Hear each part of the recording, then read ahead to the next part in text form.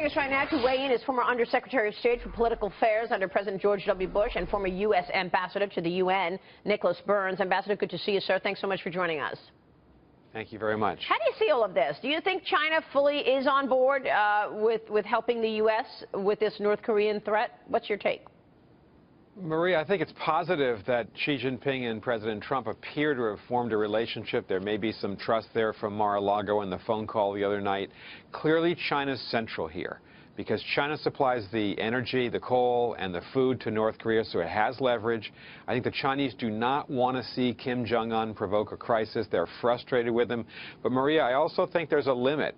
The Chinese also don't want to see North Korea dissolve because they don't want to see a united Korean peninsula with a democratic republic based in Seoul aligned with us, the United States. So President Trump's right to pressure the Chinese. I'm just not sure the Chinese will give him more than they gave President George W. Bush or President Barack Obama in the past. That's an interesting takeaway because they don't want full change in North Korea, China, is what you're saying. That's right, because, you know, in one scenario, if there's lots of pressure from the Chinese on North Korea, if there is ever any kind of insurrection in North Korea, there'd be a tremendous refugee flow from North Korea into China. And the North Koreans don't want to see a democratic government in South Korea right up on their border because we're aligned militarily with South Korea. So I think President Trump's doing the right thing here.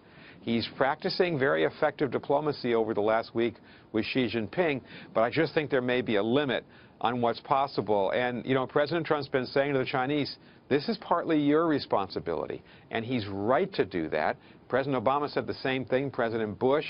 We'll just have to see how this plays out, because I do think you're right in what you said at the beginning. This is probably the most serious threat to the United States. North Korea could have a nuclear weapon that could reach our west coast of the United States in the next 3 to 5 years.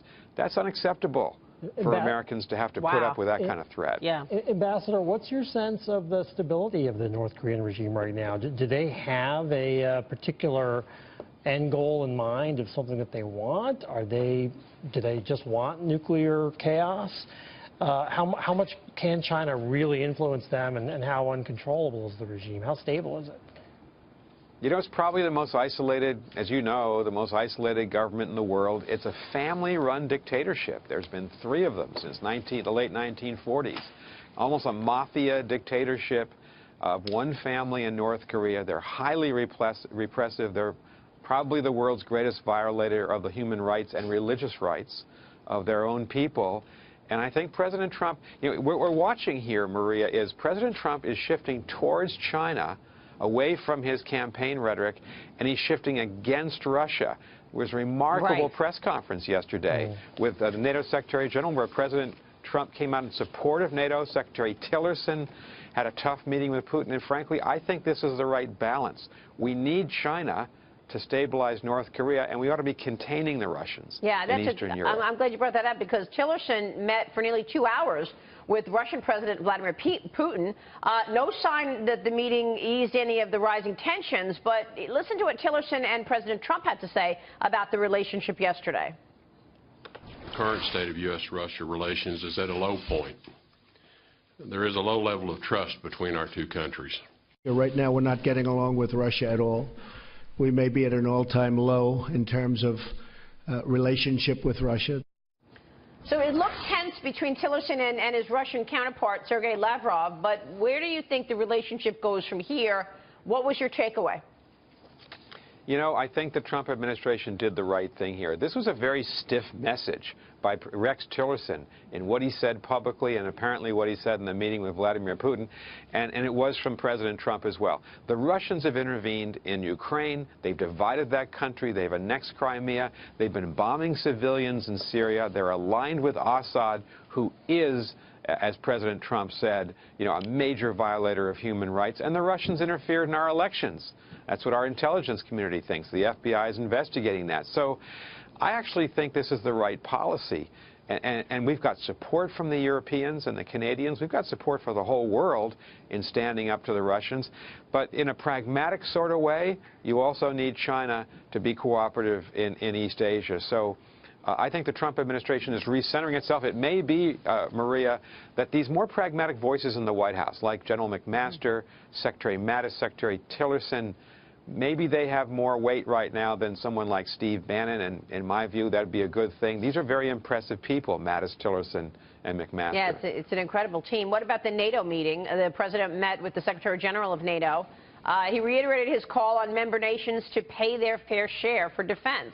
He also added in at the press conference that he no longer considers NATO obsolete. Your thoughts?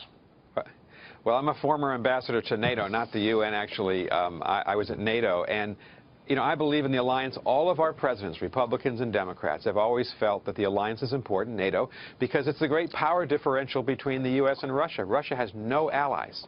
We have 28 allies. And so for President Trump to say it's no longer obsolete, he said it's a great alliance. He did say that NATO had not been fighting terrorism, which is not correct. NATO's been in Afghanistan since 2003.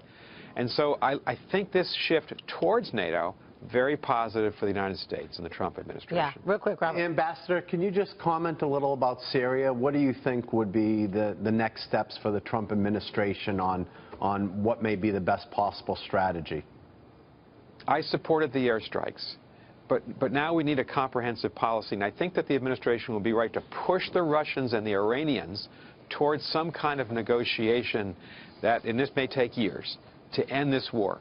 500,000 people dead, 12 million homeless. Yeah. So I think that's the way we should push, and obviously continue to fight the Islamic State as our military's been doing. And they said that is the priority. Ambassador, I want to get your thoughts on this. Listen to what President Trump told me about the moment that he actually broke the news to the president of China when he was with him at Mar-a-Lago that the U.S. had fired missiles at a Syrian air base. It's pretty incredible. I want to get your reaction. I was sitting at the table. We had finished dinner. We're now having dessert.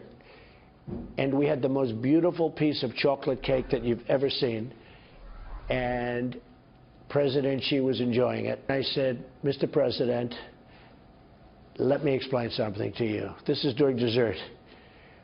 We've just fired 59 missiles. The military has been cut back and depleted so badly by the past administration and by the war in Iraq, which was another disaster. So what happens is, I said, we've just launched 59 missiles heading to Iraq. And I wanted you to know this. Now, he's eating his cake, and he was silent. To Syria. Yes, heading toward Syria. In other words, we've just launched 59 missiles heading toward Syria. The chocolate cake diplomacy, Ambassador, what are your thoughts on that?